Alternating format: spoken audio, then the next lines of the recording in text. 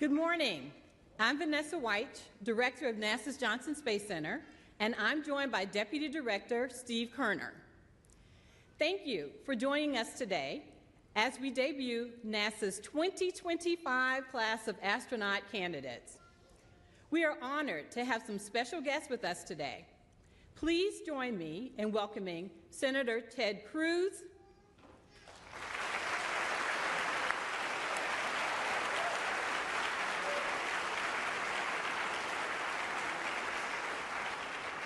Congressman Brian Babin,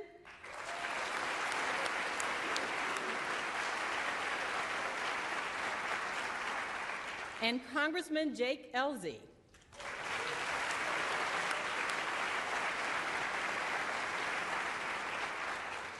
We'd also like to recognize the offices of Representatives Randy Weber and Dan Crenshaw, and Texas Representative Dr. Greg Bonin, and we also have a representative from Senator John Cornyn's office.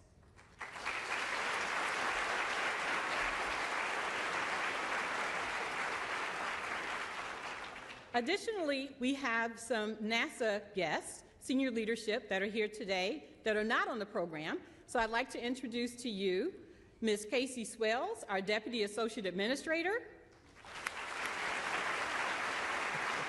Brian Hughes, NASA Chief of Staff,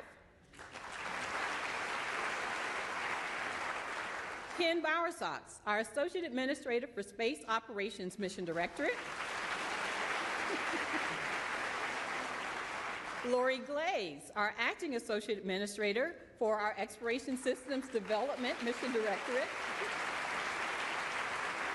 and she's also serving as our Moon to Mars Program Manager. And from Marshall Space Flight Center, we have Director Joseph Pelfrey and Stennis Space Center Director John Bailey. Today is a very exciting day for all of us here, for our nation, and for all humanity, as we will announce the newest class of astronaut candidates. 10 American men and women will begin their basic training that spans 2 years to eventually earn their wings and join NASA's active astronaut corps. That 2-year journey begins today. The next 2 years will be spent studying and training in our world-class facilities. They will learn NASA's history and our vision for the future. They will take classes in geology, land and water survival, and space health. They will even get to train in our high-performance jets. They will engage in a variety of technical activities to prepare them for the missions that will help NASA push the boundaries of exploration, travel to new destinations in the solar system, and inspire the world through discovery. We look forward to supporting them and their families along the way. That's right. The Johnson Space Center is proud to be home to America's Astronaut Corps. But we're also proud to lead several key programs and organizations for NASA. We lead the management and operations of the International Space Station while supporting several companies as they design and develop commercial LEO low Earth orbit destinations. And through the Commercial Crew Program, we partner with industry to develop and operate a new generation of spacecraft and launch systems. Artemis flight planning and operations are also conducted here. And the Johnson-based Gateway and Extravehicular Activity and Human Surface Mobility programs are working with industry to develop a lunar outpost, the next generation of spacesuits, and lunar rovers. In addition to the significant human spaceflight programs, Johnson implements for the agency commercial lunar payload services, an instrumental part of Artemis, through partnerships with industry to provide robotic capabilities for the Moon and Mars. All of these efforts are positioning us for our next giant leap, one that ushers in a new golden age of innovation and exploration. The astronaut candidates we announced today will help us get there. They were selected from a pool of about 8,000 applicants because they represent America's finest. I would like to thank the team of NASA employees who helped with the selection process. Human spaceflight is a team sport, and it requires the passion and dedication of all of us. Now that you've heard a little bit about the home of spaceflight, and it's now time to announce our newest astronaut candidates. And to help us kick that off, please give a warm Houston welcome to our Flight Operations Director, Norm Knight.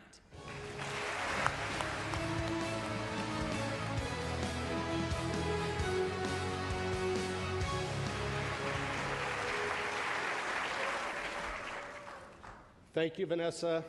Thank you, Steve. And good morning. 4 years ago, we named 10 exceptional individuals in our most recent class of astronaut candidates. I often look back at what we've accomplished over these last 4 years in human spaceflight, and those accomplishments have been significant. Much of what's been achieved has been made possible by the International Space Station, where many of these candidates sitting here today will have the opportunity to visit. Every lesson learned aboard station has paved the way for where we're headed next, to the moon, this time to stay, and on to Mars. Just think, 4 crew members who are preparing to fly around the moon early next year, farther away from Earth than any human since Apollo 13 in 1970. They were also once astronaut candidates. Today, 10 more distinguished individuals are joining the NASA family as the newest generation of explorers to further our reach into the golden age of innovation and exploration. This selection was challenging, competitive, and very difficult. But what we have for you here today is a group of individuals who are not only exceptional, but who will be inspirational for the United States of America and for our planet.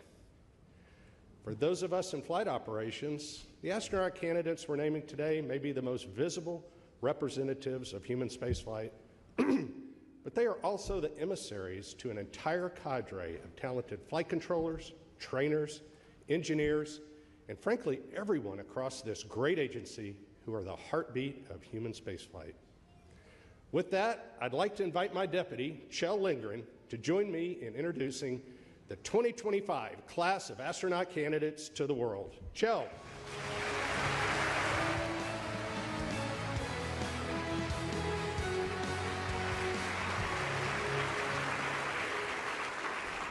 Thank you, Norm. It is an honor to be out here today. Now, I come to you from the 20th astronaut group, the Chumps, and we can't wait to see what the flies name this new class. Now, the 10 individuals you're about to meet come with fantastic experience to lead us here on Earth and in space. Are you ready to meet the 24th group of astronaut candidates?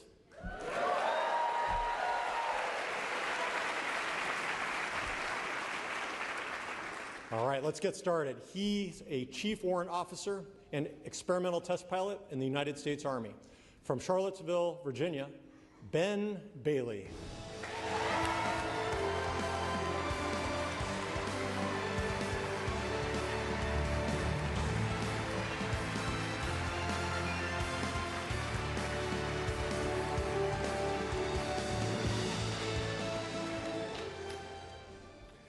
She's a geologist who worked on the Curiosity Mars rover and Artemis III science team.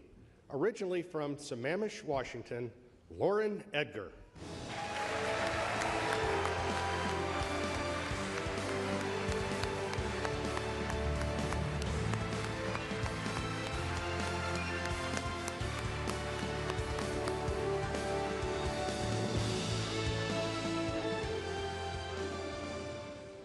He's a test pilot and a major in the United States Air Force.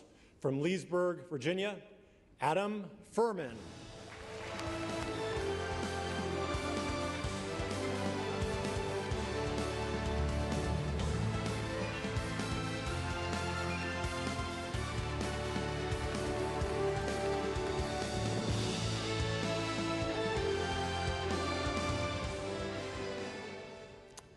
He's a test pilot and weapons officer in the United States Air Force. From Savannah, Illinois, Major Cameron Jones.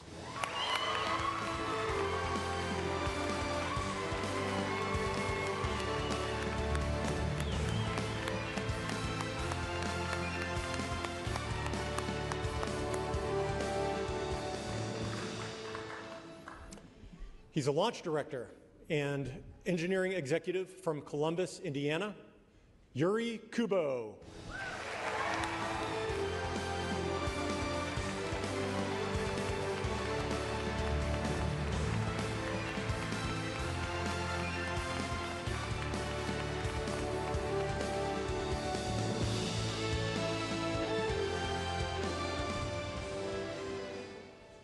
She's a former United Airlines test pilot, NOAA hurricane hunter, and naval aviator. From Little Elm, Texas, Rebecca Lawler.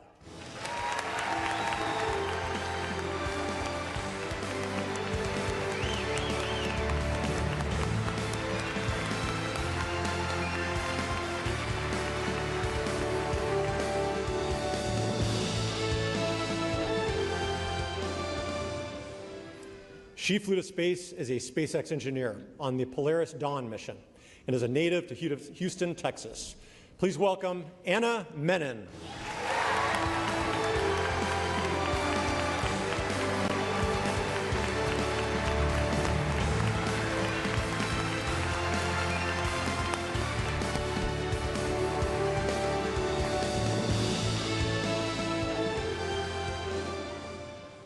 She's an anesthesiologist from Cupake Falls, New York, Imelda Muller.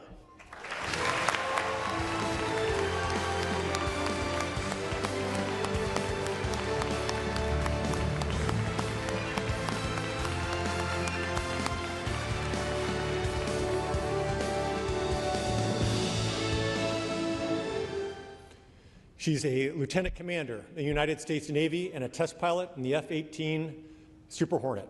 From Goshen, Kentucky, Erin Overcash.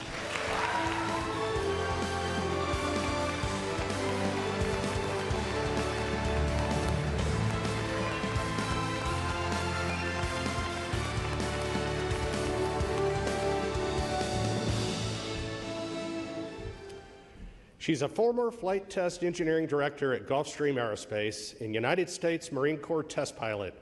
From San Diego, California, Catherine Spees.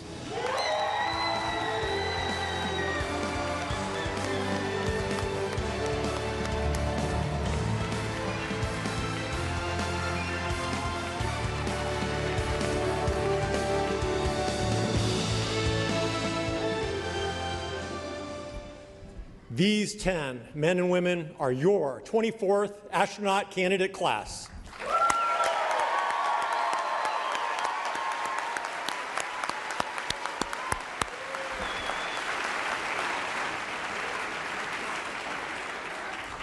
We can't wait to see what you achieve. Congratulations, and please join me in giving them another round of applause.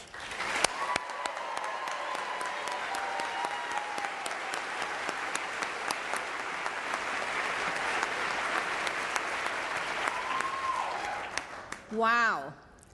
At NASA, we are more than just a team. We are a family.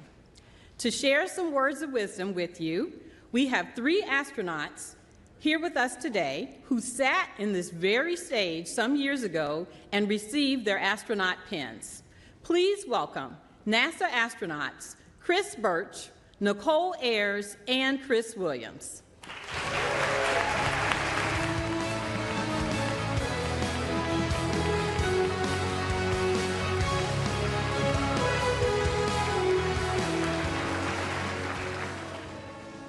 Lauren, Yuri, Becky, Adam, Cameron, Aaron, Kate, Ben, Mel, and Anna.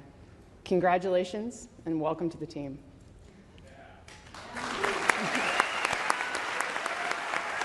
My name is Chris Birch, and I am a member of the 2021 NASA astronaut class. I'm here with 2 of my fly classmates, so this is officially a swarm. Your astronaut class is a very special group. That's why there's a tradition among astronauts that the newest astronaut class is named by the class before it. Our class was named by the turtles, who lovingly gave us the name the Flies because, among more humorous reasons, they hoped we would fly early, and indeed we have. Nicole just returned from her 5-month mission aboard the International Space Station, and Chris is preparing to launch for his 8-month mission this November. The bonds formed with your class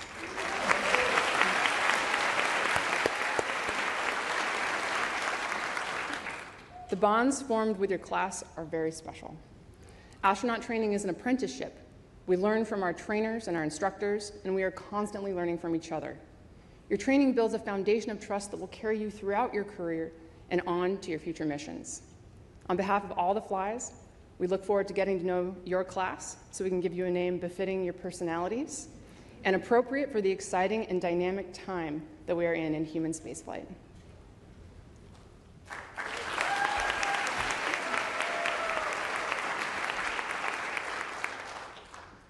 As Chris mentioned, your next few years are going to be all about learning and training. In many ways, it's like drinking from a fire hose. They'll be asked to learn, not just learn, but to master new skills and disciplines. Some of these might be familiar to some members of your class, like flying an aircraft or characterizing crystals in a rock. But others are going to be totally new to you. I know for me in my class, it was an incredible experience the first time we were underwater in a spacesuit under 40 feet of water in our neutral buoyancy lab, practicing a spacewalk to repair a space station. That was totally new and just an awesome experience. Thankfully, you're going to have some of the most talented and passionate instructors and an incredibly dedicated team here at NASA who are going to help you through this. We could not do what we do without the amazing support that we have here at the Johnson Space Center and from the entire NASA community. But some of the most special moments will come as you find how much you get to learn from each other, from your classmates, your peers. It's really a rare opportunity to be surrounded by a group of individuals that all come from different backgrounds, different fields, and with different experiences, but who are at the highest levels of their professions. When I have a question about the nuances of flying a T-38 in formation, I can turn to my fighter pilot classmate with thousands of flight hours and ask her a question. When I'm wondering about the design of a biology experiment on the ISS that we're learning about, I can turn to my bioengineering classmate and ask, why is this experiment designed the way it is so I can understand how it works?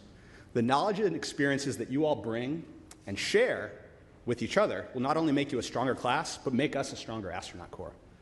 It also makes it an absolute pleasure to come to work every single day. Learning is not unique to your initial training. It's going to continue after you graduate and go into supporting other crew members who are flying in space, helping to develop the systems that are going to take us to the moon and beyond, and training to be a crew member on a future mission. I can personally vouch for this. Training for my upcoming mission has been a constant learning process, but it builds on the foundational skills that I learned in the initial training that you all are about to embark upon. And we've seen how it sets you up to excel. My classmate Nicole just returned from a fantastically successful 5-month mission to the International Space Station.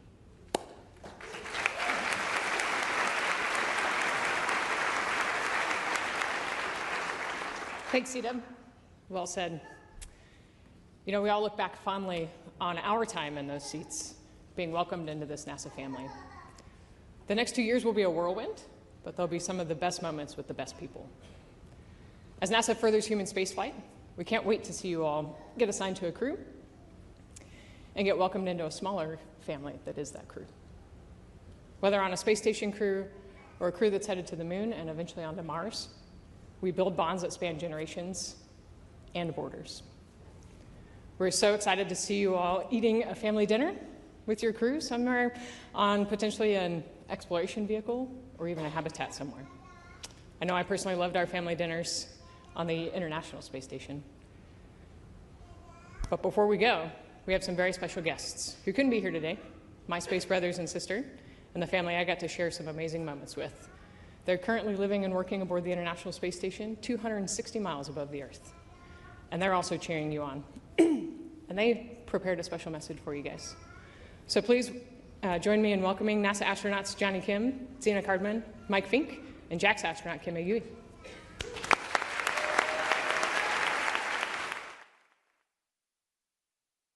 Hello from the International Space Station, orbiting 250 miles above beautiful planet Earth. I'm NASA astronaut Mike Fink, a proud member of the class of 1996 Sardines. And we wanted to offer a huge congratulations to the 2025 NASA astronaut candidates. That's you. We wish we could be there in person to welcome you, but we're so grateful to be up here. We're nearing 25 years of continuous human occupancy aboard the space station, and the work we do will prepare us for missions beyond low Earth orbit. You're joining NASA at an exciting time. We're in a new era of space exploration, going to the moon and on to Mars. We can't wait to see where your journey takes you. We're a close-knit group in the Astronaut office, and we're thrilled to welcome you into the fold. You can always count on us for support, but you should also lean on each other as a class too. The people sitting beside you right now will become more than colleagues, they'll become lifelong friends. We can't wait to meet you when my crewmates and I are back on the ground. Until then, learn everything you can, get to know each other, and most importantly, enjoy the ride. We'll keep the space station in great shape for when you get here.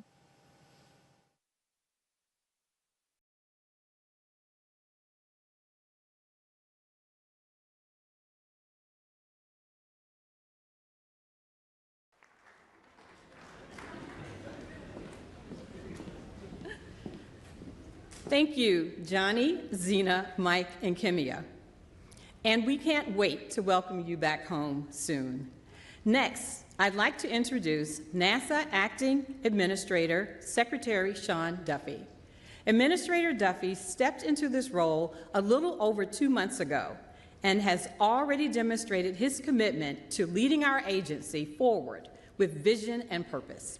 He also serves as the Secretary of the U.S. Department of Transportation. Please help me welcome NASA's Acting Administrator, Secretary Sean Duffy.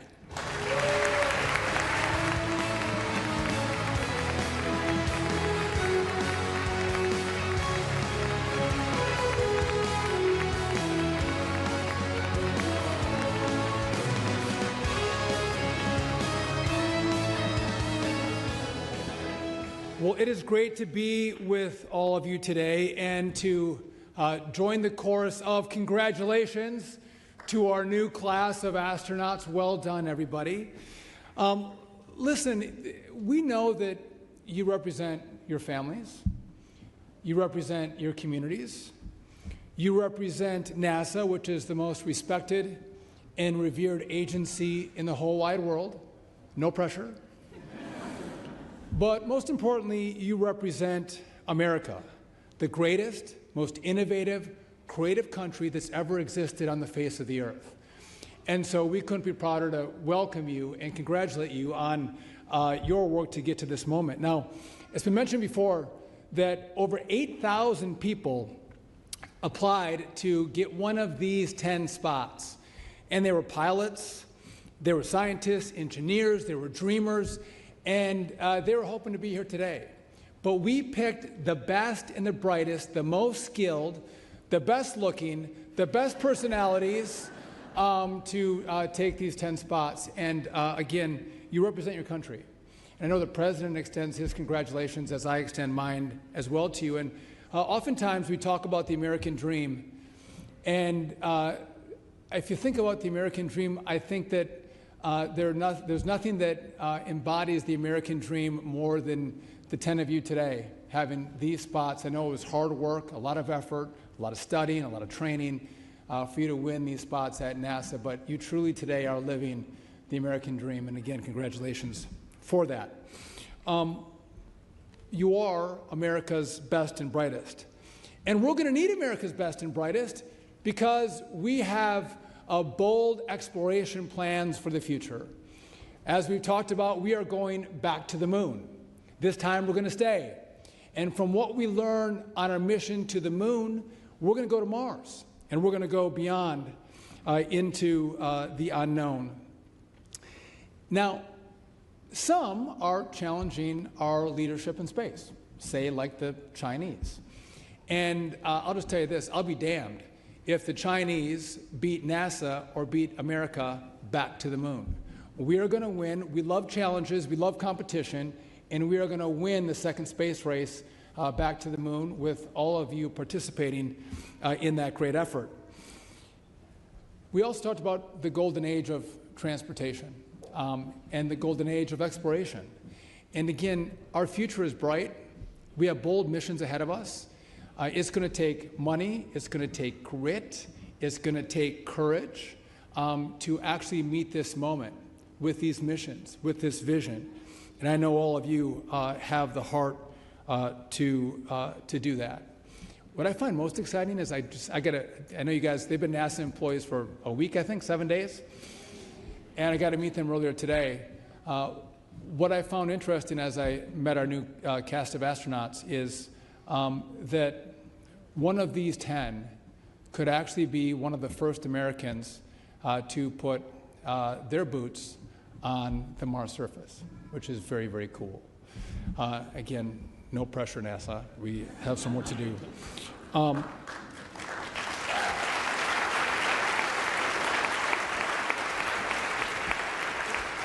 So at this moment in time, I couldn't be more honored to be the acting administrator and to lead this organization at this moment in time as we make our vision clear, our mission clear as we move forward. And I do have now the honor and privilege of introducing our next speaker, who, by the way, is also very handsome. He's also very smart, but he is also one of the great leaders in the U.S. Senate. He is a champion for NASA. He's a champion for the Johnson Space Center, which you're very lucky to have him. But not only that, he authorizes the money that gets through the Congress to come and fund NASA. So he's really, really important because he writes the checks, actually. Help me give a warm welcome to one of Texas's finest, Chairman Ted Cruz.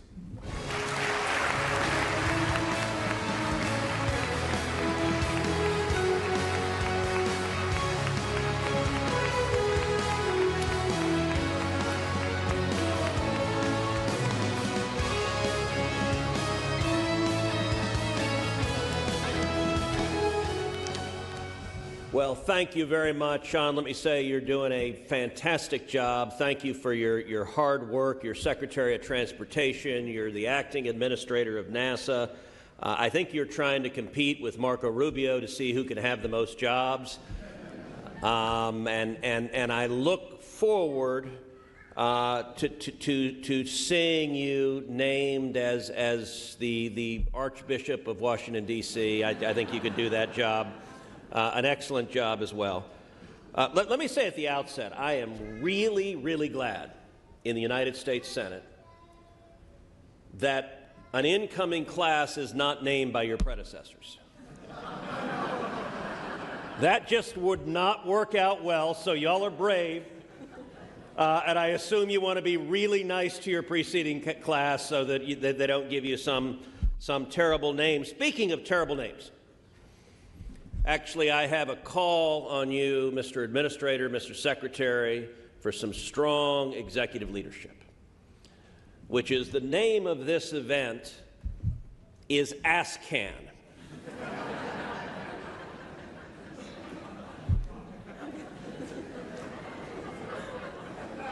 Now, I recognize that these guys are capable of pulling out a can of whoop-ass. But I would humbly suggest next time maybe we go with a different name than ASCAN. Like the collective branding can come up with something suitable to the occasion.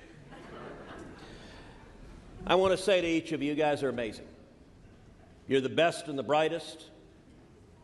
You are incredibly educated. You're incredibly fearless. You're willing, like sardines, to get in a tiny can and sit up on top of an exploding rocket going up into the sky.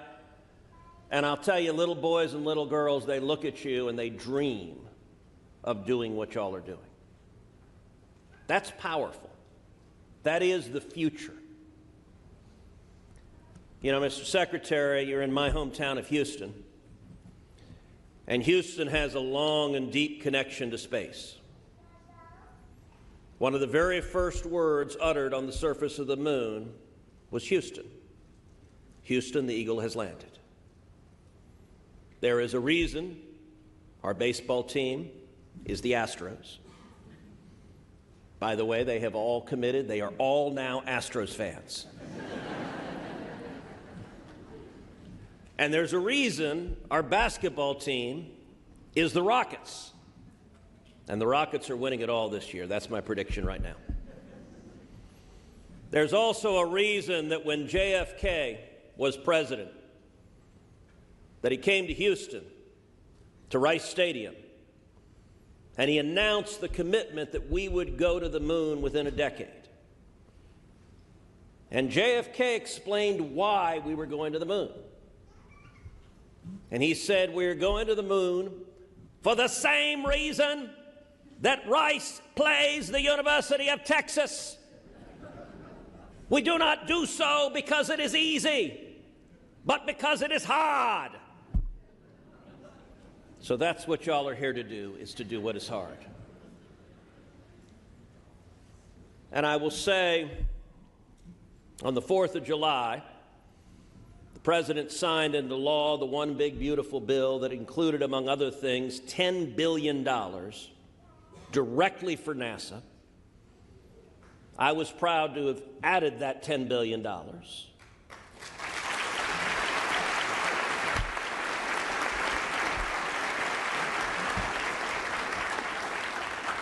And that funding is there because we will go back to the moon. We will beat the Chinese to the moon. We will have a sustained human habitation on the moon or in cislunar space. We will continue to beat the Chinese in low Earth orbit. And with all of the learning from going to the moon, from Gateway, from the ISS, we will go to Mars, and the first boot that ever sets foot on the surface of the red planet will be an American astronaut, and could well be one of these boots right here.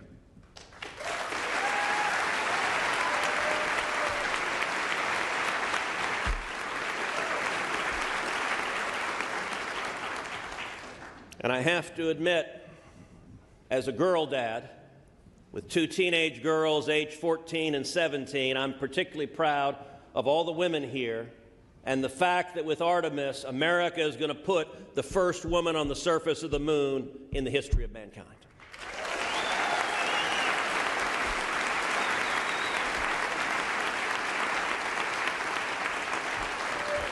That is powerful, that is beautiful, and to everyone here who is so integral to JSC and to the space mission and commercial space and to the mission of American leadership in space, I want to tell all of you how incredibly proud I am of you, and to put very simply, my job is to have your back, and you have my word, I will continue to do so each and every day.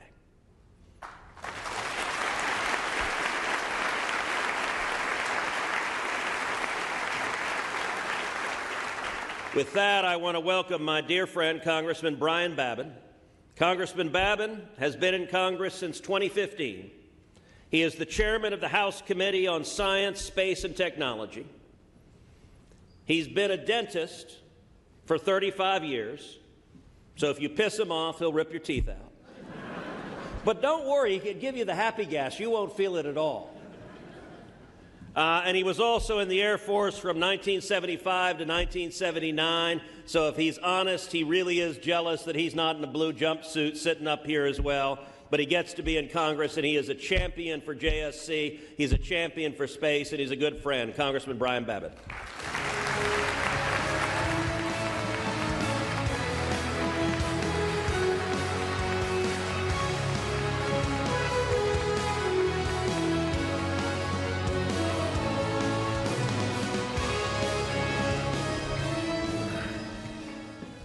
Thank you, Ted. It's always tough to follow Ted Cruz.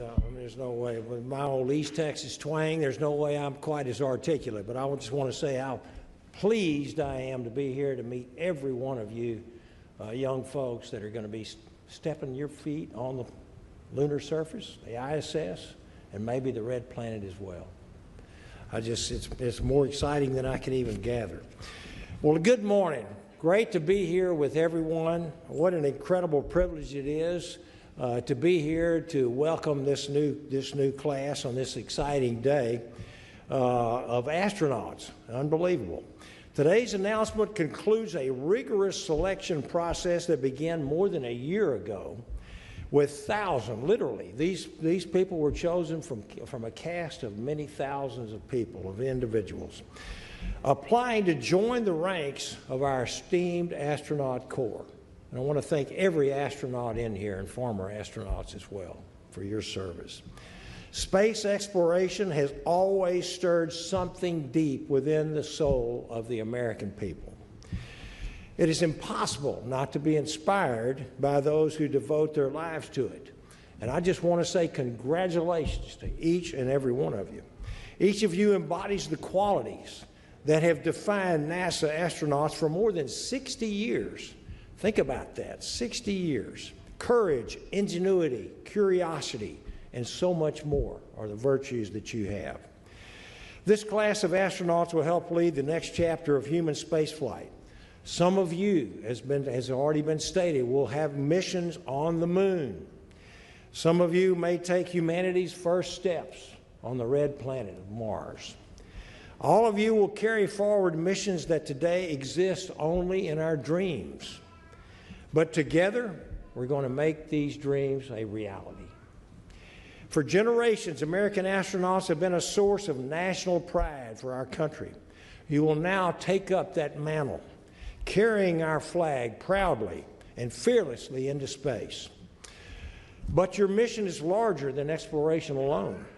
At a time of growing global competition, NASA's work is more important than ever. It is national security, folks. We must be on that lunar surface first. We must remain a presence of America in low Earth orbit. This is important. We cannot fail there. We also have to hope and that the stars will guide us into all the endeavors that we are dreaming about.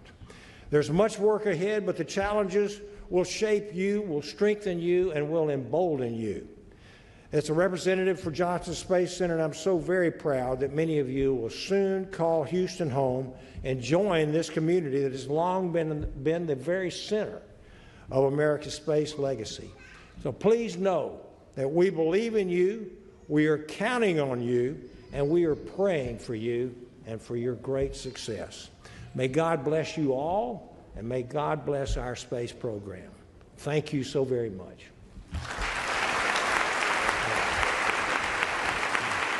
Thank you.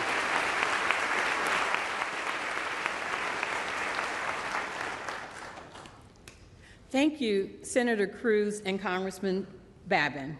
We truly value all the support you give to NASA's efforts, and we value you as being our elected officials. And a huge thank you to Secretary Duffy. Now, I'd like to invite Chief Astronaut Joe Acaba and Deputy Chief Astronaut Nicole Mann to help us get to know the class. Joe and Nicole are responsible for managing astronaut resources and operations. They help develop astronaut flight crew operation concepts and make recommendations for crew assignments for future spaceflight missions, including astronauts to be assigned to fly on Artemis. Welcome, Joe and Nicole.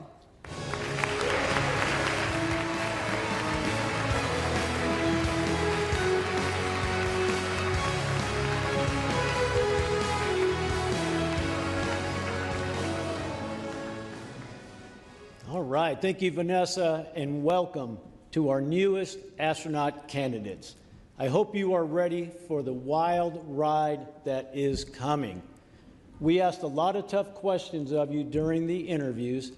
Now's a chance for you to relax and share a little bit about yourself as individuals. All right, now for some of you, this is not your first introduction to NASA, and we are excited to have you back. So Lauren, Yuri, and Becky, tell us about your previous experiences here at NASA and what your job was at the time of selection. All right, well, I'm happy to kick things off. I'm Lauren Edgar, and I am so excited and honored to be here today. My NASA experience actually dates back to my days as a NASA intern working at the NASA Goddard Space Flight Center. I spent 2 summers there, and then I participated in a number of NASA programs throughout college and grad school. More recently, I've been working at the U.S. Geological Survey and helping to contribute to the exploration of the Moon and Mars. So I've participated in NASA missions, I've contributed to some of the geology training and testing, I've worked on the Mars Exploration Rover mission, Curiosity Mars Rover mission working with JPL, and most recently the Artemis 3 science team. And through these experiences, I've had the chance to see the amazing team that makes this all possible. And I just wanted to say I am so excited to be officially part of the NASA family and can't wait to be serving in this role along with all of my new classmates here. Thank you.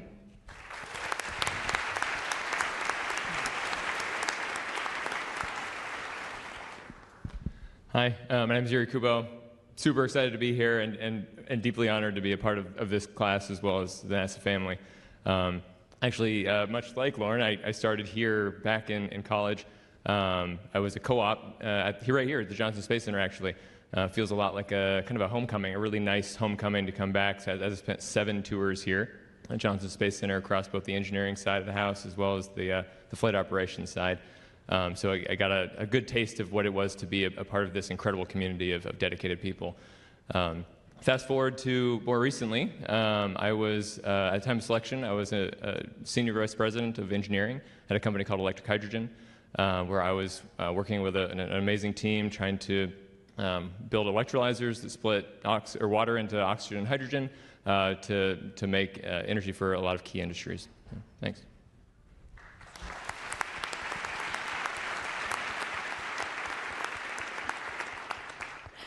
Hi, I'm Becky Lawler, and it is just an awesome honor to be able to be up here today. My previous work with NASA was actually through interagency work that NASA does. When I was in the Navy, I flew as a guest research pilot on Operation Icebridge in the NASA P3 out of northern Greenland. I was giving away the next part. My second time working with NASA I was working for the National Oceanic and Atmospheric Administration, sometimes referred to as NOAA, and I was a NOAA commissioned officer. And I got to work with NASA on certifying instruments that were really important in forecasting hurricanes during hurricane seasons for the NOAA hurricane hunters. And at the time of my selection, I was United Airlines flight test captain and technical pilot, which is a test pilot. And I'm so excited to use all those experiences and everything to be a part of this incredible team and play my role in our endeavors as a class.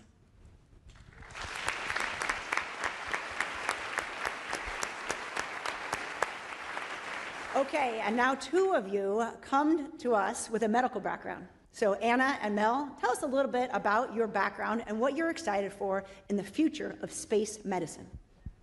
Hi, I'm Anna Menon, and my background is actually in biomedical engineering. My first role out of graduate school was here at NASA's Johnson Space Center. I worked as a biomedical flight controller, and in that role, our job was to support the medical hardware and software on the International Space Station and help keep the astronauts healthy and safe from mission control. I am so thrilled to be back here with the NASA family. And, as I reflect on the future of space medicine, I think it's really bright. We are born into 1G, and so when you go into 0G, so many things change. As more and more people venture into space and we seek to go further than ever before, we have this awesome opportunity to learn a tremendous amount to help support those astronauts and those people that are flying in those adventures and help keep them healthy and safe. So it's an exciting time to be here, and I couldn't be more thrilled and honored.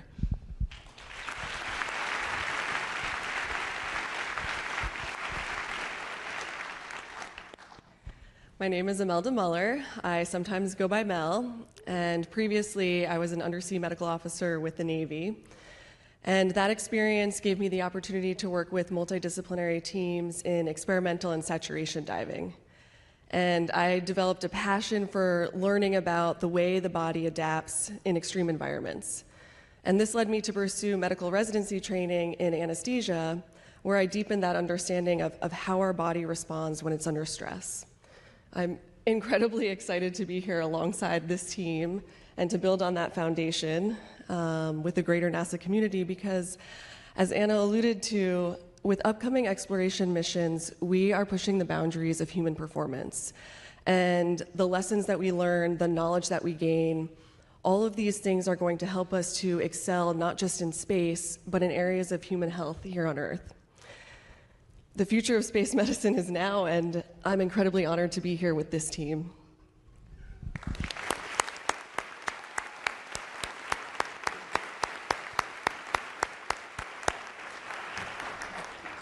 We have 6 test pilots in the group. The following questions are for a few of you, our jet pilots, Adam, Cameron, and Aaron. One of the highlights of my career was being the person, along with April Jordan, to let you know that you have been selected to join the Astronaut Corps. The responses were varied, and they were awesome. So 2 questions. What was it like to get that call, and how do you think your flight test background will help you in your astronaut training? Hello, everyone. I'm Adam Furman, and when I received the call, I was driving home from work, and it was a pretty busy rush hour. At first, I was just in disbelief. I had to take the first exit and finish the conversation in a parking lot just to make sure I was hearing you right, Joe. But then came the excitement and just extreme gratitude for the opportunity to join this amazing team, and I was happy to finish the drive home and share that news with my wife and kids who are here with us today. As far as experience in flight test, as test pilots, we don't do anything on our own. We work with amazing teams of engineers and maintenance professionals to plan, simulate, and then execute complex and sometimes risky missions in aircraft to collect data and accomplish a mission, all while assessing risk and making smart calls as a team to do that as safely as possible. And I'm happy to try to bring some of that experience to do the same thing with the NASA team and learn from everyone at Johnson Space Center how to apply those lessons to human spaceflight.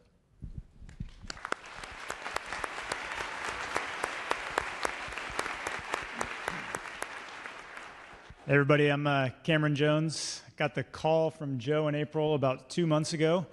And about 2 months and 3 days ago, I just finished a cross-country move from California to DC. So we were sitting on the floor of our new empty house, my wife, my daughter, and I, with no furniture. And the call came through, and I don't think my 1-year-old knew exactly what was going on, but I must have had a pretty big smile on my face because she let out a perfectly timed, gleeful scream that went through both sides of the call and got good laughs from the other end of the phone as well. So. Also really excited to be here, but that brings up my test pilot skill that I'm going to focus on, which is adaptability and resiliency. So maybe it's a move cross country, maybe it's a dynamic situation up in an airplane, but I think that'll transport into this domain.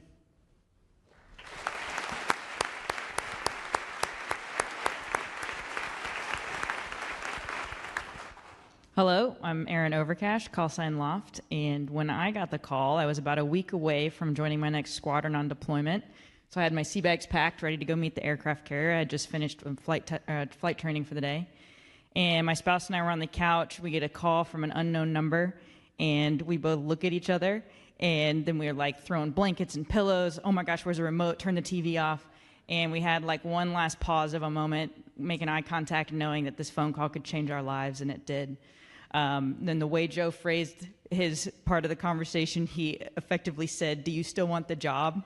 And the first words that I said on the phone were, "No way." I mean, yes, of course, but like, no way. And then, not specific to my flight test, but just being in the Navy, I think any sailor would tell you we spend a lot of time stuck in a hot metal box or sometimes a cold metal box in the middle of the ocean.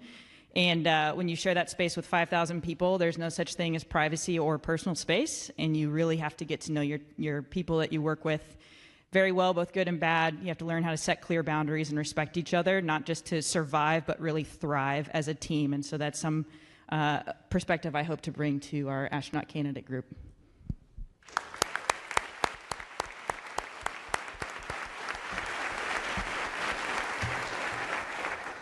We're all very glad that no way meant yes. So thanks for that.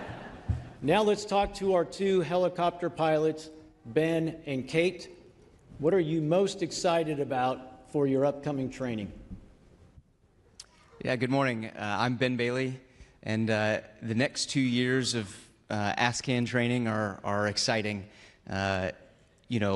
Language training, flight training, spacewalk training, robotics, all of that. Each one of those would be very exciting in its own right. I would be excited to do any one of those individually, and to look and combine all of those over the next 2 years is extremely exciting. So I can't pick out a single one alone, but all of them together are just fantastic. And more than that, I'm really excited that the next 2 years will be spent with the other 9 here on stage with me. I'm really excited to see everybody's strengths as we tackle those challenges together.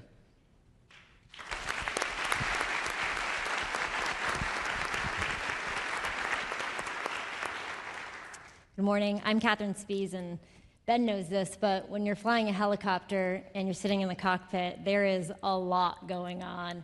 The rotors are vibrating your seat, and you can see the flicker of the blades over the top of your field of view, and you're reading the instruments, and you got voices coming into the radio in your helmet, and all of these inputs are the language of your aircraft. And it's the same language that connects us across squadrons and other disciplines and even countries. And this is what makes big things happen. And I think in the next 2 years of astronaut candidate training, the thing that I'm super pumped about is learning the language of human spaceflight.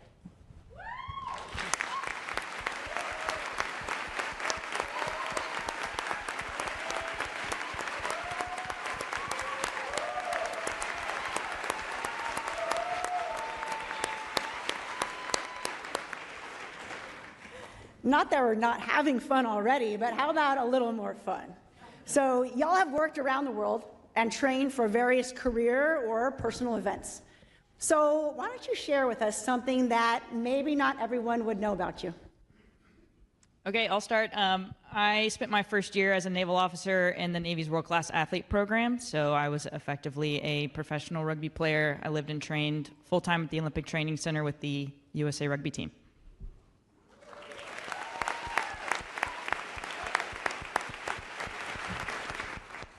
Okay, I'll go next. Some of you might be familiar with a sport called Ultimate Frisbee.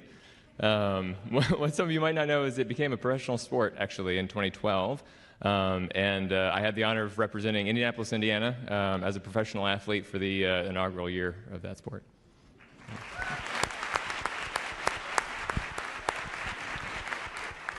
All right, well, those who know me well, including my 9 new best friends on the stage here, know that I love to do handstands everywhere that I go. I grew up doing gymnastics, and I've always loved the outdoors, so it kind of evolved from climb a mountain to a handstand at the top, but it seems to have followed me everywhere around the world, on tops of mountains, on top of glaciers, the bottom of the Grand Canyon, pretty much